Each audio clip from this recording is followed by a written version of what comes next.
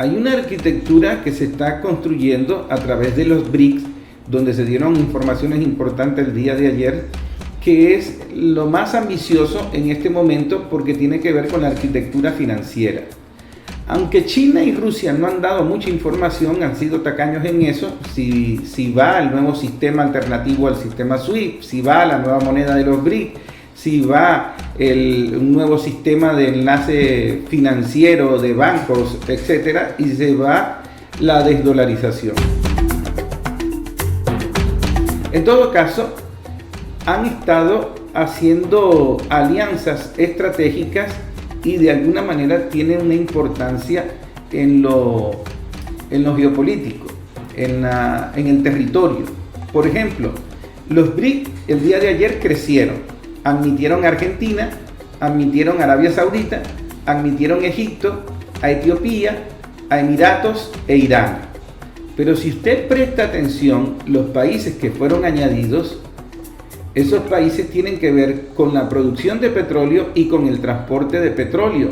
Esos países usted los busca en el mapa y tienen una ubicación estratégica vital para el control del negocio del petróleo. Y además, no son cualquier país. El hecho de que esté Irán, Arabia Saudita, Emiratos Árabes, es algo muy importante.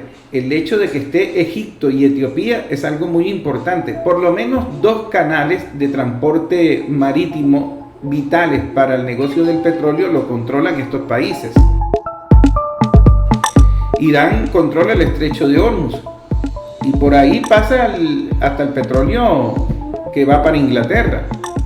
Entonces, se trata de una visión estratégica de los BRICS para poder garantizar que esa nueva alternativa económica financiera se pueda sostener en el tiempo y pueda tener fuerza de defenderse de quienes lo van a agredir, que son obviamente los protagonistas de la política, de la cultura de la guerra, de la cultura de las invasiones, de la cultura de los golpes de Estado, de la cultura de la muerte.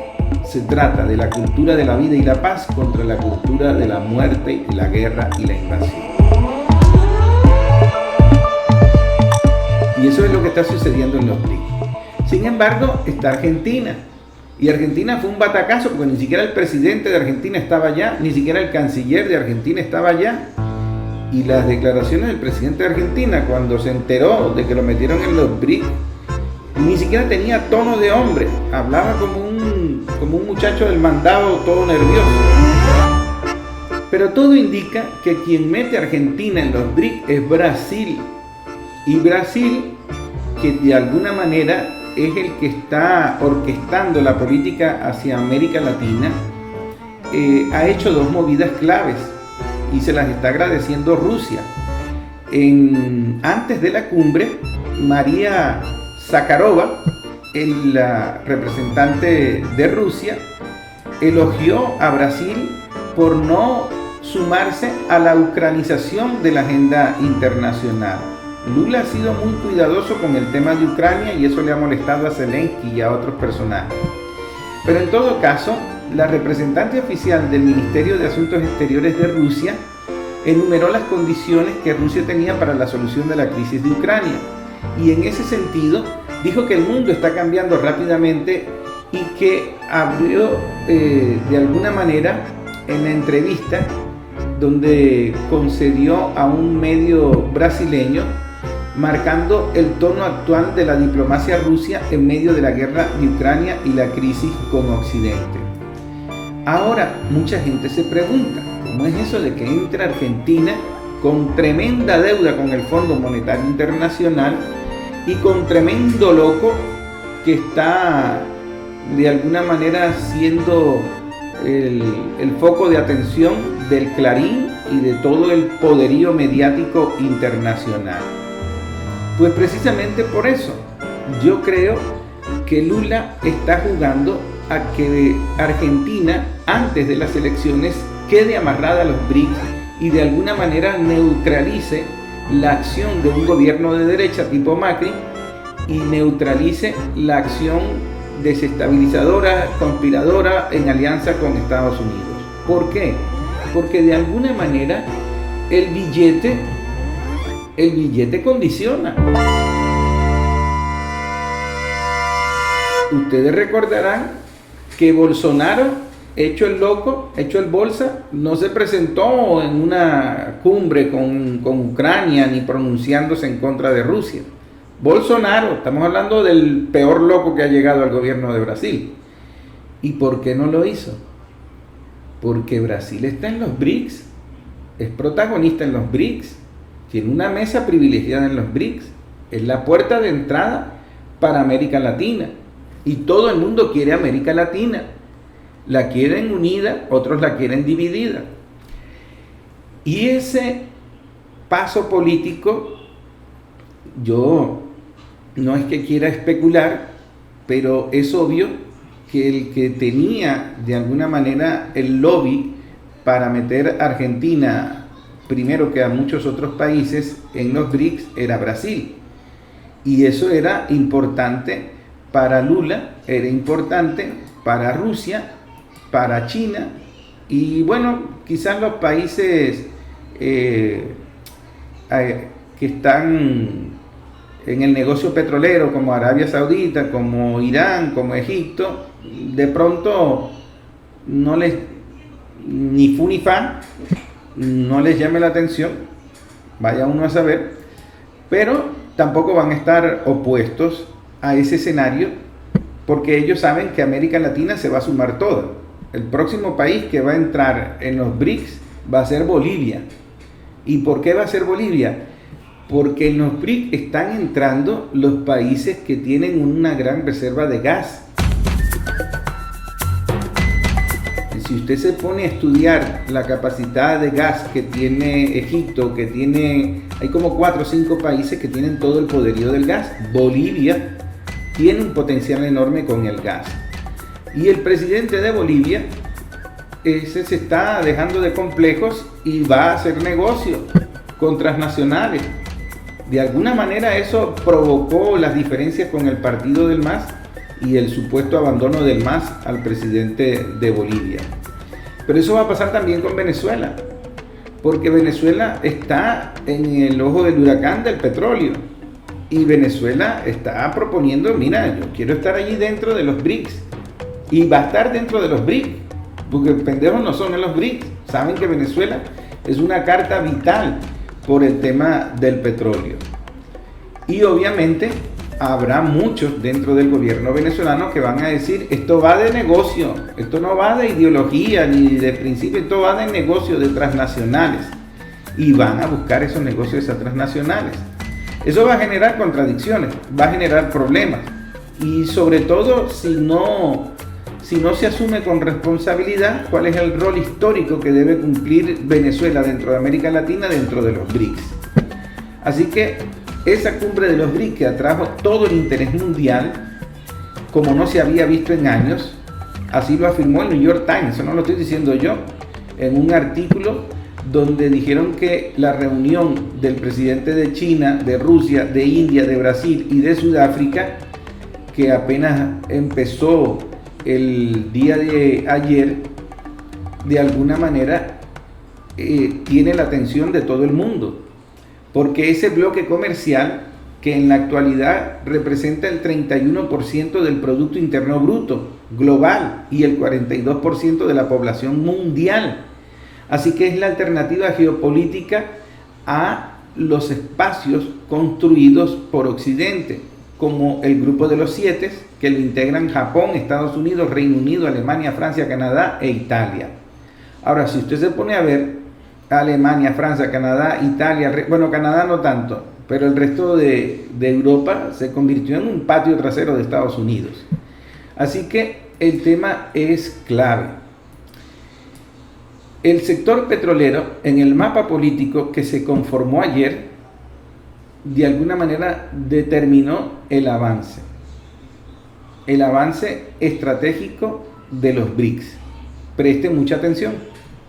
A los BRICS, la Unión va a poder controlar la mayor parte de la producción mundial de petróleo. De los 23 países aspirantes en el eventual proceso de ampliación de expansión de los BRICS, 7 de ellos pertenecen precisamente a la Organización de Países Exportadores de Petróleo, la famosa OPEP, que abastece un porcentaje fundamental del mercado mundial, un escenario en el que, si se agrupan, tienen el 77% de las reservas de petróleo de todo el mundo. El ingreso de estas naciones de la OPEP al grupo de los BRICS también va a garantizar el manejo del 83% de las reservas probadas de petróleo de todo el mundo, sin mencionar las reservas probadas de los países no OPEP y OPEP+. En lo que respecta también a las reservas mundiales de gas, también hay que tener en cuenta que de estos 23 países aspirantes a los BRICS, 7 de ellos pertenecen al foro de países exportadores de gas, incluida Rusia, un foro que maneja el 72% de las reservas de gas de todo el mundo y además abastece el 44% del mercado mundial. Si nos fijamos también en el PIB, se puede aplicar también este repentino crecimiento del PIB de los nuevos países BRICS, va a suponer el 30% del PIB mundial y va a superar los 30 billones de dólares.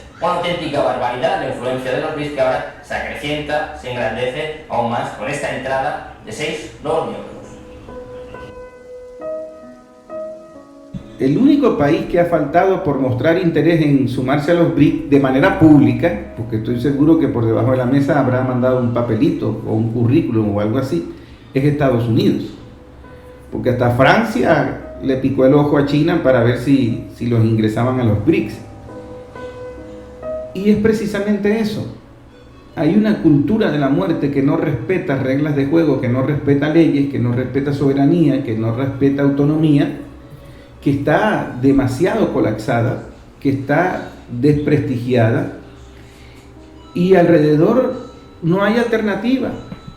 Y están dadas las condiciones para que los BRICS sea la única alternativa, porque tiene el billete, tiene la geografía territorial, tiene los recursos como para organizar algo nuevo. Ya se hacía referencia de que podría ser una real alternativa al G7, que eso no es poca cosa. No va a ser fácil porque todavía no queda claro, no se ha informado mucho, si están en capacidad de crear verdaderamente esa autonomía financiera, esa arquitectura financiera que se mueva sin el dólar y que se mueva por el mundo sin el sistema SWIFT. Hasta donde tengo entendido, ni siquiera la tecnología de China con la de Rusia han podido establecer un mecanismo tecnológico para coordinar ese circuito de circulación de dinero como lo tiene el sistema SWIFT. Y si lo tienen, no lo van a decir. Si lo tienen, va a ser un secreto de Estado y se anunciará cuando ya se vaya a aplicar. Pero en todo caso, esa acción política en la que se involucraron esos países son claves, y de alguna manera eso va a determinar el escenario internacional, incluso el escenario de la guerra, porque cuando ya tú estás en los BRICS y ya tú estás condicionado porque estás haciendo negocios, porque estás haciendo sociedades, va a determinar tu agenda política.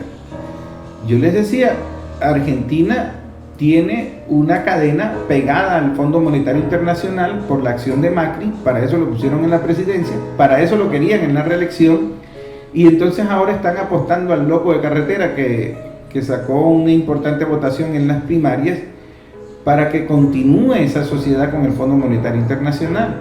Pero ingresar a Argentina a los BRICS es de alguna manera quitarle el cliente al Fondo Monetario Internacional en otras condiciones. La cosa se va a poner complicada.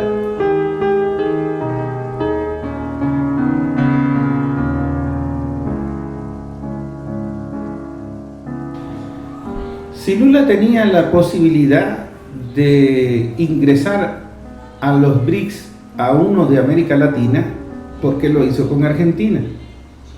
Por razones políticas, estratégicas, a pocos meses de las elecciones, para de alguna manera tener condicionado a Argentina y de alguna manera tener condicionado políticamente al próximo presidente de Argentina. Porque Milei puede hablar mucha peste, puede decir que no va a tratar con comunistas, pero el billete es billete. Y la gente en Argentina, los empresarios, esos no son pendejos, esos saben dónde van a exportar. Y donde está la chequera petrolera, nadie va a estar jugando con eso. Ni siquiera Bolsonaro, que tampoco era loco, lo que era malo, pero no loco, entendió la jugada y convivió con Dios y con el diablo, o bueno, con el diablo y con el diablo. Pero en todo caso, en Argentina, la decisión de Lula también indica un poco su preferencia política. ¿Por qué no lo hizo, por ejemplo, con Venezuela? Con Venezuela, cuando estuvimos también en esa cumbre en Brasil, que Lula defendió a Venezuela, sigue planteando que Venezuela debe cambiar su narrativa. Es decir, ¿cuál es la narrativa que no le gusta a Lula de Venezuela? Y eso tiene que ver con el tema de las negociaciones, con las negociaciones en el ámbito económico. Hay un sector de la revolución venezolana que de pronto no es revolución, hay un sector que cree en el capitalismo, que cree en el neoliberalismo y de alguna manera se siente apoyado porque ve que todo el mundo anda en esa onda. Es verdad, todo el mundo anda en esa onda porque están en guerra y están tratando de resolver temas económicos apremiantes. Pero Venezuela no es todo el mundo y de alguna manera la fortaleza política venezolana está anclada en esas ideas y principios que vienen de Chávez, que vienen de la Constitución, que vienen de la Comuna. Entonces, si tú te vas por el neoliberalismo y cedes, tiras la toalla, porque de alguna manera lo económico te lo define todo, pierdes el poder político, pierdes la credibilidad de la gente, pierdes los votos. Y entonces, ¿qué tú vas a hacer si tú pierdes las elecciones por estar apostando a políticas neoliberales que afectan el salario de los pensionados? No estás haciendo nada. Es una miopía política, una burbuja política. Ahora, mantener el equilibrio no es fácil. Y en ese sentido, Lula le dice al presidente Maduro: cambia tu narrativa, cambia tu proyecto, cambia tu estrategia. Y bueno, Maduro tiene que lidiar con eso y con otras muchas cosas más, porque lo está apuntando a Estados Unidos, porque lo están presionando desde acá, porque lo quieren tumbar, porque lo quieren matar. Y en cierta forma, Venezuela es como el más terco de todos los invitados de los BRICS, porque todavía se tienen políticas socialistas que van en contra de la lógica capital de las transnacionales, que también están en los BRICS, pues no lo podemos negar. En todo caso, el presidente de la República se hizo presente de manera virtual, online, en la cumbre de los BRICS y dijo lo siguiente: Venezuela, participando en esta cumbre histórica de los BRICS, viene a mi mente el comandante Hugo Chávez, quien junto a otros líderes del mundo durante décadas levantaron sus voces para la construcción de un nuevo orden internacional político, cultural, económico, sustentable.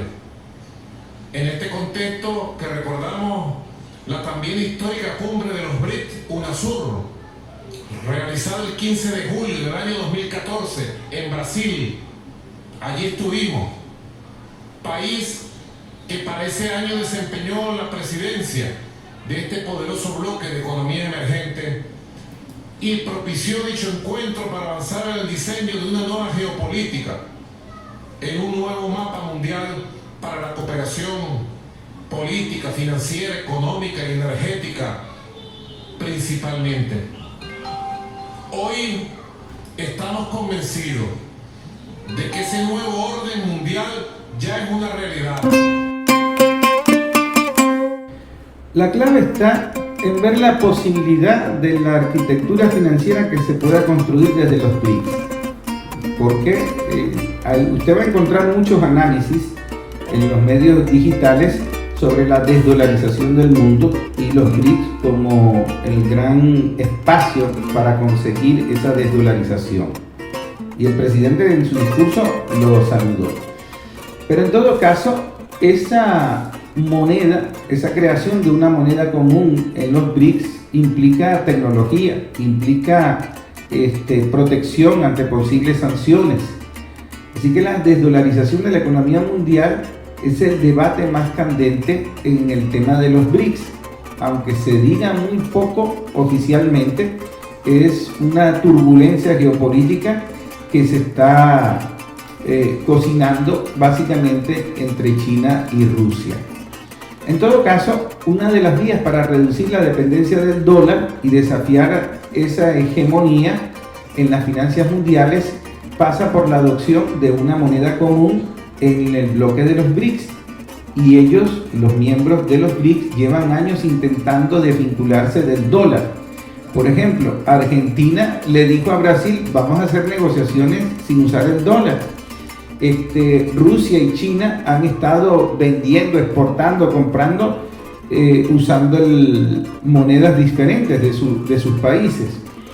Pero eso tiene que tener una arquitectura tecnológica, y una arquitectura tecnológica que todo el mundo acepte, que sea una garantía. Eso no quiere decir que el otro sistema era perfecto. El otro sistema lo impusieron los que ganaron la guerra y los que tenían la mejor chequera después de la guerra. Y la traicionaron, porque luego cambiaron el patrón oro. Toda esa historia que usted puede conocer fácilmente porque está disponible. En todo caso, en la cumbre de los BRICS que se está realizando en este momento, está prevista la desdolarización y es uno de los temas claves del encuentro, de los que se ha hablado poco, pero está en agenda. Así que esas alternativas a la divisa estadounidense es la subida de los tipos de interés en Estados Unidos. Ese aumento provocó el encarecimiento del valor del dólar y todas las mercancías que cotizan en esa moneda, perjudicando a los mercados emergentes. Eso lo informó la agencia Bloomberg, porque obviamente los medios financieros controlados desde Occidente no les gusta la idea de los BRICS, le van a encontrar todos los detalles. El tema es que existe la verdadera posibilidad de construir esa arquitectura financiera. No todos confían en la iniciativa. El gobernador del Banco de la Reserva de Sudáfrica, que se llama Letshak, creo que se pronuncia así, considera que la divisa del BRIC requerirá la creación de un banco central común, algo que va a ser complejo dado que las 5 naciones se encuentran en diferentes zonas geográficas. Hay un economista llamado Jim O'Neill que en el 2001 hizo la abreviatura BRICS y considera que la idea no es viable.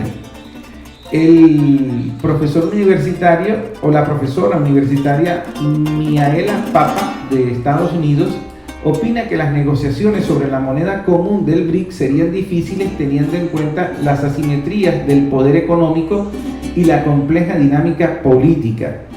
Y también dijo que la divisa, para que sea viable, el bloque tendría que llegar a un acuerdo sobre los mecanismos de tipo de cambio, contar con sistemas de pago eficientes y un mercado financiero estable, regulado y líquido, y eso no está dándose en este momento, sobre todo porque Rusia está en guerra, no tiene todas las herramientas disponibles para ello, y los otros países tampoco es que tengan unas buenas condiciones.